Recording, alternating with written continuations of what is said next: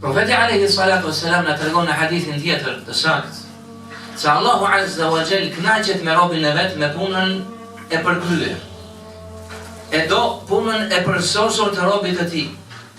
Kur thot profeti sallallahu alaihi wasallam, Allahu e pëlqen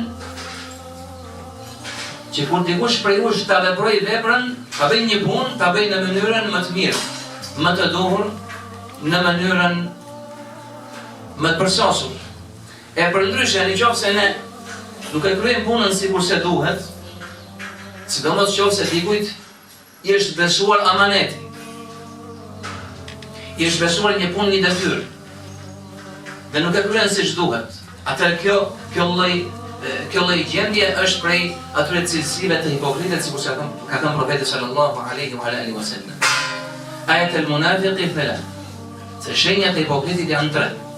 Idha haddatha kadhab, në qoftë se flet gënjen, wa idha wa'ada akhlaf, nëse premton nuk e mban, wa idha atumina khan, nëse i besohet diçka, i besohet një amanet, i besohet një detyrë, nuk e çon në vend.